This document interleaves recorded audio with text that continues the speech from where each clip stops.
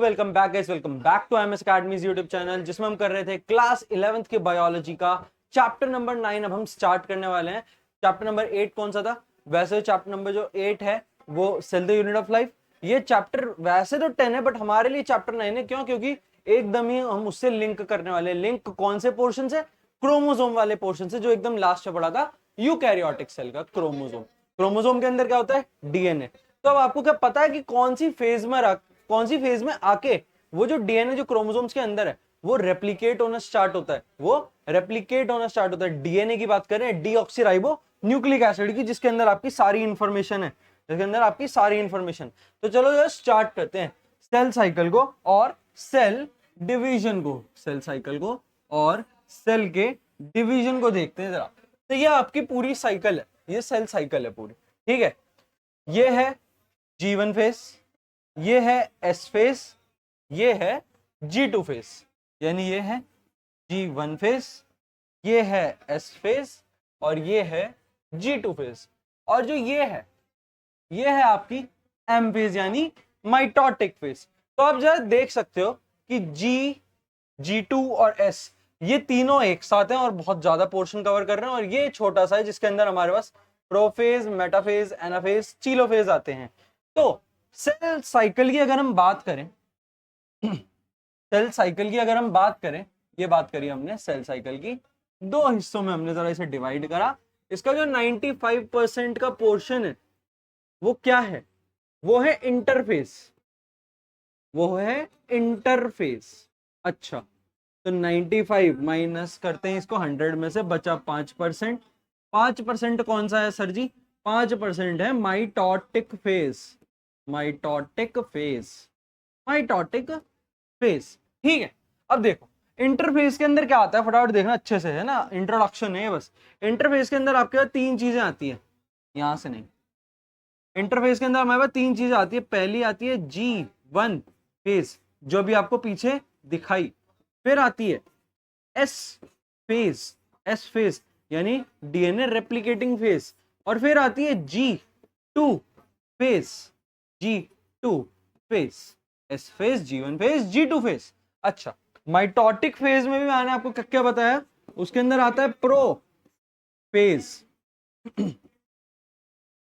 Prophase, metaphase, anaphase and telophase. Anaphase and the last is telophase. ये चार phases उसमें है माइटोटिक में, और ये तीन जो हैं इंटरफेस। तो चलो जरा एक बार इन तीनों फेजेस की बात करते हैं फटाफट से। इंटरफेजेस की जरा हम बात करते हैं। इंटरफेजेस में सबसे पहले बात करेंगे कौन सी आती है? G1 फेज आती है सर। सबसे पहले कौन सी फेज आती है सर? G1 फेज आती है। G1 ठीक है।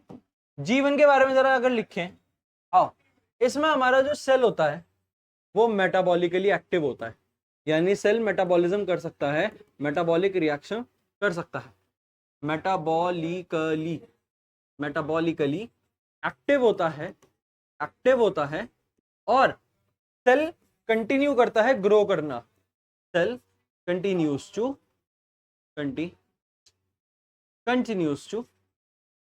ग्रो। सेल ग्रो करना भी कंटिन्यू करता है। ठीक है, ये दो चीजें आपको हमेशा याद रखनी है। किसके बारे में? G1 फेज के बारे में।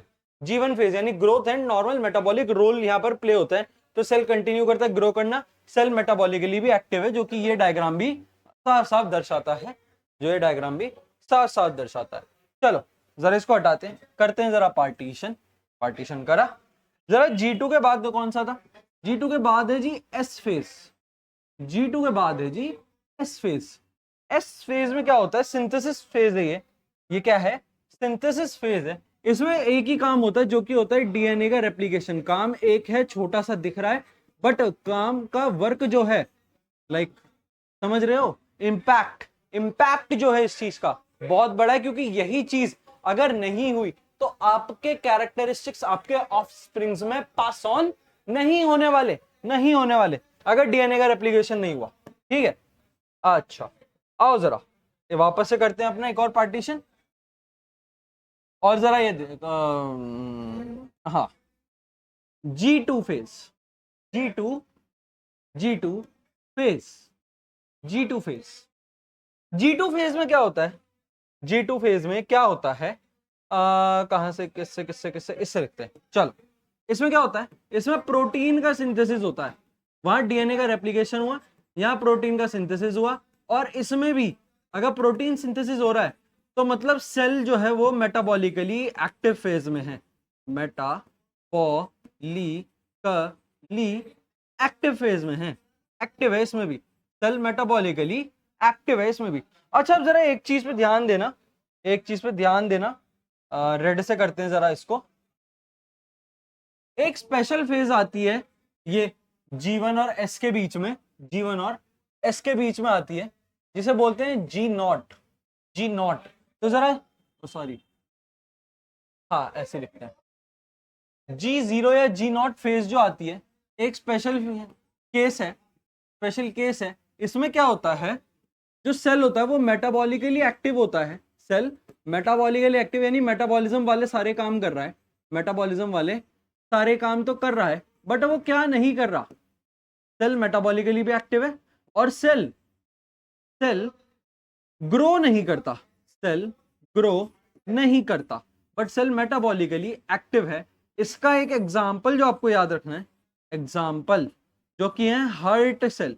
जो हार्ट के सेल होते हैं, हार्ट के सेल जो होते हैं, हार्ट के सेल अपना काम तो करते हैं, लेकिन हार्ट के सेल ग्रो नहीं करते, ठीक है? रैपिड ग्रोथ उनमें देखने को नहीं मिलती, ठीक है? सेल मेटाबॉलिकली तो एक्टिव है, लेकिन मेटाबॉलिकली एक्टिव है तो आपके हार्ट सेल भी तो मेटाबॉलिकली एक्टिव ही हैं। तो लेट सपोज इन सेल्स को जो है हमें डीएनए रेप्लिकेशन के लिए भेजना है, तो इनको G1 से S में भेज दिया जाएगा। बट कुछ होंगे सेल्स जिनको जो है G1 से S में नहीं जाना, उनको ग्रो नहीं करना, तो वो G0 फेज में ऑटोमेटिकली एंटर कर जाते हैं। ये एक एग्जांपल है, सिर्फ ये नहीं होते बट ये भी होते हैं, सिर्फ ये नहीं होते बट ये भी होते हैं, ये भी होते हैं। तो चलो, G1 S G2 and G0 के बारे में तो आपने जान लिया। अच्छा, एक और चीज इधर ही लिख देते हैं, ये देखो, आओ इधर क्या लिखने वाले हैं? हाँ, all typical, all typical eukaryotic eukaryotic cell divides in 24 hours, divides in 24 hours, यानी 24 घंटे के अंदर एक यूकैरियोटिक सेल जो होगा वो अपने आप को क्या कर लेगा? डिवाइड कर लेगा। ये एक जनरल क्वेश्चन है जो कि एमसीक्यूज में आता ही है, एमसीक्यूज में आता ही है। ऑप्शन होगा 24 घंटे, जिसको आप अगर टिक करोगे तो नंबर आपको पूरे मिलेंगे। चलो, अब क्रोमोसोम तो जानते होगे, इधर छोटा सा दिखा देते क्रोमोसोम कैसा दिखता था। ये देखो, ये याद है? कहाँ पढ़ा था सर, कहाँ पढ़ा था? अरे बेवकूफ बच्चों, अभी तो पढ़ के आए हो। कहाँ पर? चैप्टर नंबर 8 में, एकदम लास्ट में था, माइक्रोबॉडी से पहले जस्ट क्रोमोसोम, मेटासेंट्रिक, सब मेटासेंट्रिक, एक्रोसेंट्रिक, टीलोसेंट्रिक वाले जो शेप्स होती हैं, उसमें ये क्रोमोसोम होता है, और ये होते हैं सिस्टर क्रोमेटिड का पेयर। ये होता है सिस्टर क्रोमेटिड का पेयर, ठीक है?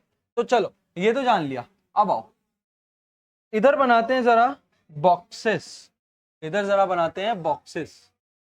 एग्जाम्पल लेते हैं हाइट के क्रोमोसोम का, हाइट के क्रोमोसोम का। अब ये जो ट्रिप्लॉइड, डिप्लॉइड, हैप्लॉइड और क्रोमैटिड की जो प्रॉब्लम होती है, वो जरा अभी सारी कंफ्यूजन दूर कर देते हैं। लेट सपोज अगर आपको एक कैरियन दिखे, एक दिखे, है ना, ये दो दिखे, और ये तीन दिखे, ठीक है? अच्छा, क्रोमैटिड हमेशा पेयर में होते, तो मतलब एक ऊपर तो एक नीचे, ये एक ही हो गया, एक पेयर। ये एक ऊपर एक नीचे, ये एक पेयर। ये एक ऊपर एक नीचे, दो पेयर। ये एक ऊपर एक नीचे, एक पेयर। एक ऊपर एक नीचे, एक पेयर, एक पेयर, ऐसे हो गया। अब जरा येलो को पॉइंट आउट करना, N, 2N, 3N, ये है प्लॉइडी, ठीक है? अब जरा ग्रीन को नोटिस करना, C, एक सिस्टर क्रोमेटिड का पेयर, 2C, दो सिस्टर क्रोमेटिड के पेयर, पेयर पे ध्यान देना, 1 2 3, 3C, 3 सिस्टर क्रोमेटिड के पेयर्स, सी क्रोमेटिड पेयर को डिटरमाइन कर रहा है, एन प्लॉइडी यानी इनके बीच के कैरियन को जो है क्या कर रहा है, डिपिक्ट कर रहा है। अच्छा, अब जरा इधर लाल से लिखते हैं, after sorry, after D N A replication, after DNA replication यानी डीएनए के रेप्लिकेट करने के बाद क्या हुआ, तो चलो ऑरेंज तो यूज हो गया, ग्रीन हो गया, येलो हो गया, ब्लू से लेकर जाते हैं। इसमें क्या बदलाव होगा, इसमें क्या बदलाव होगा, इसमें क्या बदलाव होगा, वापस से जरा बॉक्सेस बनाते हैं, वापस से बॉक्सेस बनाते हैं और जानने की कोशिश करते हैं, वापस से बॉक्सेस बनाते हैं और जानने की कोशिश करते हैं। अच्छा, ये क्या था, ये क्या था, ये था N और C, ये था N और C।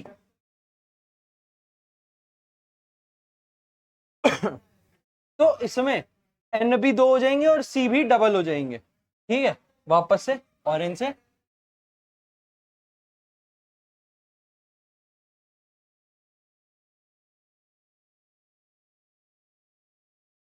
ये देख, ये क्या होगा, ये क्या होगा,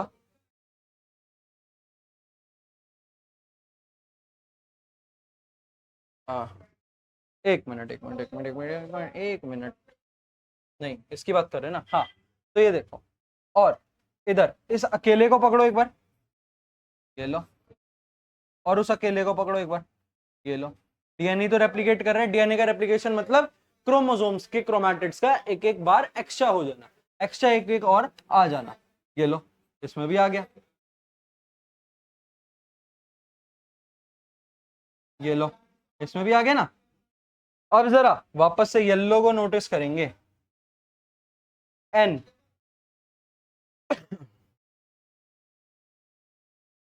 2N, आओ आओ आओ, चलो 3N। अब जरा क्रोमैटिड्स को जरा नोटिस करते हैं, ग्रीन से, ग्रीन से 2C, N और 2C, वहां C था, 1 2 3 4, 4C, वहां 2C था, 1 2 3 4 5 6, 6C, वहां 3C था। तो इससे आप क्या समझे, इससे आप क्या समझे वो मैं बताता हूं, आप लोग क्या समझे, क्योंकि अभी तक आप कुछ नहीं समझे, मैं समझाऊंगा। DNA replication cause, DNA replication क्या करता है, only change amount of, only change amount of DNA, amount of DNA, not the ploidy, not the ploidy, ploidy को चेंज नहीं करता, बट सिर्फ अमाउंट ऑफ डीएनए को बढ़ा देता है। C से 2C हो गया, 2C से 4C, 3C से 6C। ये कंफ्यूजन थी क्रोमोसोम्स की, जो आमतौर पर बच्चे नहीं समझ पाते कि N और C को कैसे कैलकुलेट करा, तो इसलिए येलो को याद रखना N और ग्रीन को याद रखना C, हमेशा कंफ्यूजन मिट गई, ठीक है। अब जरा डिफरेंट फेजेस देखते हैं प्रोफेज की, प्रोफेज की सारी फेजेस के जरा एक बार नाम लिख दें, लेप्टोटीन, एक मिनट रुकना, कुछ तो गिरा, हाँ।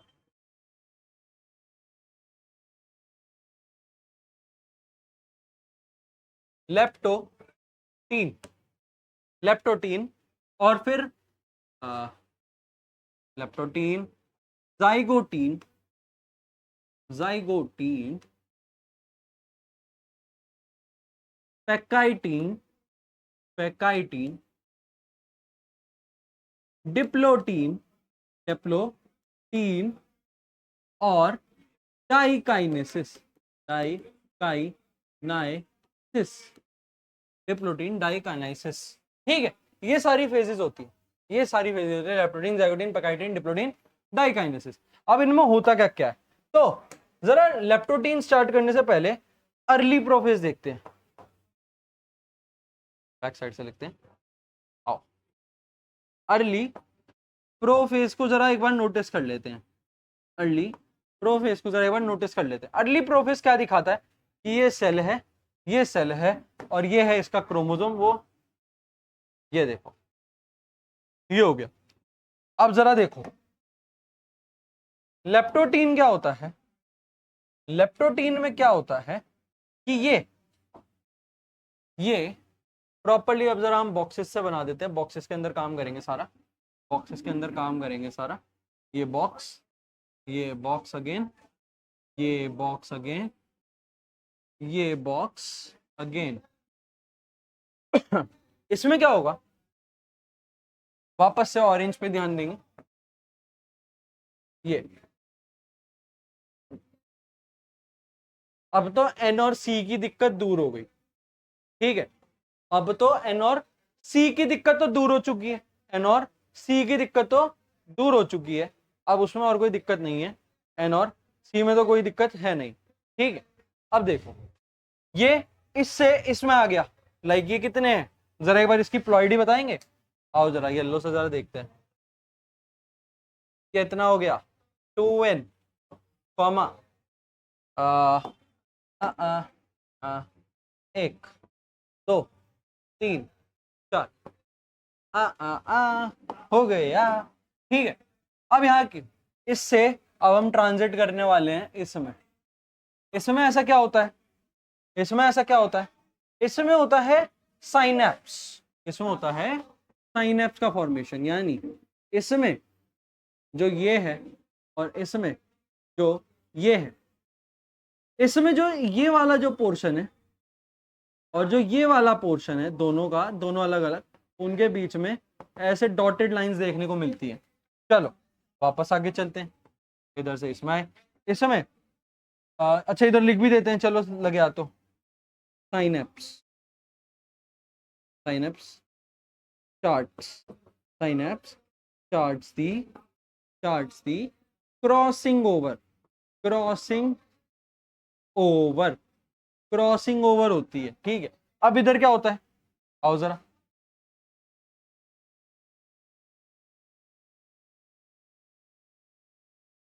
अच्छा ये हो गया।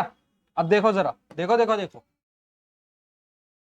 ये क्या हो गया सर, ये क्या हो गया सर, आओ जरा, synapse, synapse clearly, clearly visible, इसमें साइनेप्स क्लियरली विजिबल है। अच्छा अब आओ, ये साइनेप्स क्या करता है, ये इसे खींचता है अपने पास, ऐसे इसे जोड़ने की कोशिश करेगा। तो आओ जरा इधर जोड़ते हैं, ये देखो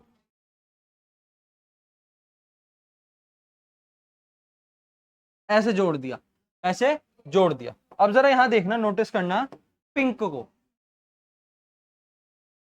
ये जॉइंट देख रहे हो, ये जॉइंट क्या है, ये है कियाजमेटा, ये है कियाजमेटा। तो पेपर में आता है कि कियाजमेटा प्रोफेज के कौन से फेज में देखता है, तो वो डिप्लोटीन में देखने को मिलता है, ठीक है। अब ये करता क्या है, कियाजमेटा को जरा अच्छे से इलाबोरेट करके अगर हम देखना चाहें, आओ जरा कियाजमेटा को थोड़ा सा इलाबोरेट करते हैं, ठीक है। ये क्या है सर, उल्लू की आंखें, नहीं,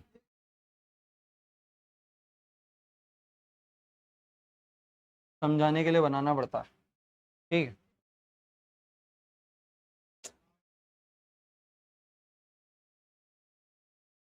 ये बन गया।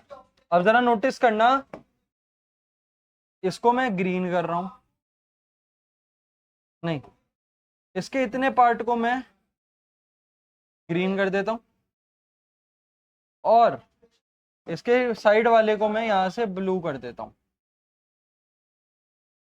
अच्छा अब इनके बीच में कियाजमेटा बना, इनके बीच में कियाजमेटा बना, इधर, इधर और इधर, ठीक है। कियाजमेटा क्या करता है, आओ जरा वापस से ऑरेंज चूज करते हैं और बताते हैं। चल ये दो वापस से उल्लू की आंखें, और वापस से येलो से। अच्छा जो क्रॉसिंग ओवर होगी वो सिर्फ उतने ही पोर्शन में होगी जो आपस में क्रोमेटिड जुड़े हुए हैं, यानी कि ग्रीन से देखो इधर, लाइक सिर्फ इतने पोर्शन में होगी, सिर्फ इतने पोर्शन में होगी, यानी इनका आधे आधे में होगी बस। तो इसका हाफ कट कर दिया, यहां से भी यहां से भी, और येलो वापस से चूज करा, वापस से चूज करा, और इसको भी क्या करा, यहां से हाफ से कट कर दिया, सिर्फ इस एंड को, क्योंकि यहां क्याजमेटा बन रहा था। अच्छा, अब जो ग्रीन है वो इसमें है और इसमें है और इधर है और इधर है। अच्छा, बचे एरिया में क्या है सर जी, ब्लू है जी, ब्लू ही तो था दूसरे एरिया में, यहाँ ब्लू था, यहाँ ब्लू था, क्रॉसिंग ओवर हो गया तो वो ब्लू यहाँ आ गया और वो यहाँ आ गया, तो डीएनए की इंफॉर्मेशन क्या हो गई, इंटरचेंज हो गई आपस में। समझ रहे हो, इंटरचेंज हो गई आपस में, इंटरचेंज हो गई आपस में, इंटरचेंजिंग समझे, इंटरचेंजिंग वाली इंटरचेंजिंग समझे, नहीं समझे, वापस समझाए, चलो वापस समझाते हैं। ठीक है, और ये क्या है, यही इधर डाइकाइनेसिस में होता है, कियाजमेटा डिसअपियर हो जाता है और ये दोनों एक दूसरे से दूर हो जाते हैं। वह जरा बना लेते हैं, कियाजमेटा बन गया, कियाजमेटा हट भी गया, दोनों एक दूसरे से दूर दूर पहुंच चुके हैं, दूर दूर पहुंच चुके हैं। बस जो चेंज है वो है इनका होमोलॉगी पेयर में, होमोलॉगी पेयर में, और नहीं इधर नहीं, इधर, इधर और इधर, इधर, इधर, इधर, ये पेयर में। आओ जरा एक बार पूरे जरा लेप्टो प्रोफेज के फेजेस को एक बार अच्छे से देखते हैं, अंडर 1 मिनट जानने की कोशिश करेंगे। से भरी स्टार्ट करते हैं, तो जरा डिफरेंट फेजेस जरा देख लेते हैं एक बार प्रोफेज की। लेप्टोटीन में क्या था, ये अर्ली प्रोफेज आता है, अर्ली प्रोफेज में ऐसे गुच्छा बना होता है, ऐसे गुच्छा बना होता है, सेल क्लटर्ड होता है, सेल क्लस्टर होता है, क्लस्टर या क्लटर कुछ भी बोलना चाहो, क्लस्टर होता है। क्लस्टर क्या होता है, अपने आप को ऐसे 2n और 4c के फॉर्म में ज्वाइन कर लेता है। फिर इसमें क्या होता है, साइनैप्स बनता है, ये डॉटेड फेज में दिखता है साइनैप्स, ऐसे डॉटेड फेज में साइनैप्स दिखता है जो इसको अपने पास खींच रहा है। फिर जो साइनैप्स है वो क्लियरली विजिबल होता है पैकाइटीन में, पैकाइटीन में। अब वो उसको इस एंड से पकड़ के अपने पास खींचता है, और वो जैसे ही खींच लेता है और ये जॉइंट हो जाते हैं, ये जॉइंट हो जाते हैं, उसे बोलते हैं कियाजमेटा। कियाजमेटा में होता क्या है, कियाजमेटा में होता क्या है, कियाजमेटा में ऐसे जो क्रोमोसोम होते हैं, लेट्स सपोज ये पूरा ग्रीन, ये ग्रीन, ये ब्लू, ये ब्लू, जो ये पोर्शन है ये कियाजमेटा शो कर रहा है। कियाजमेटा क्या करेगा, इसको होमोलॉगी पेयर से कर देगा। ठीक है, इसका जो ऊपर वाला हिस्सा था वो इधर आ गया और इसका जो ग्रीन वाला ऊपर वाला हिस्सा था वो इधर आ गया, सेम हुआ है नीचे। और यही जो चीज होती है वो कियाजमेटा से फिर दूर होने के बाद शो होती है, जो कि होता है डाइकाइनेसिस में। डाइकाइनेसिस के एंड में कियाजमेटा डिसअपियर हो जाती है, कियाजमेटा डिसअपियर हो जाती है। और डाइकाइनेसिस के बाद, डाइकाइनेसिस के बाद जो हमारा ये क्रोमोसोम्स हैं वो रेडी हैं प्रोफेज के बाद, मेटाफेज, टीलोफेज, एनाफेज, इन सब के लिए, माइटोटिक फेज के लिए, यानी अब ये रेडी फॉर माइटोसिस है। जरा उधर लिख देते हैं, इधर लिख देते हैं, ready for mitosis. Now this cell is ready for mitosis, you are ready for mitosis। तो हम माइटोसिस को कवर करेंगे अपने नेक्स्ट पार्ट में, और उसके नेक्स्ट पार्ट में हम करेंगे मियोसिस 1 और 2 दोनों को एक साथ, और ये वाला चैप्टर अगले 2 ही लेक्चर्स में वाइंड अप हो जाएगा। फिर हम स्टार्ट करेंगे इस पहले 10 चैप्टर्स में सबसे मुश्किल चैप्टर बायोमोलिक्यूल्स, जो सबसे कंफ्यूजन चैप्टर को। तो 2 वीडियोस और बची हैं, माइटोसिस स्टार्ट करेंगे क्योंकि अब हमारा डाइकाइनेसिस जो है वो रेडी है माइटोसिस के लिए, और आप भी रेडी हैं माइटोसिस के लिए। नेक्स्ट टाइम मिलते हैं माइटोटिक फेज यानी माइटोसिस साइकिल के साथ। Thank you so much.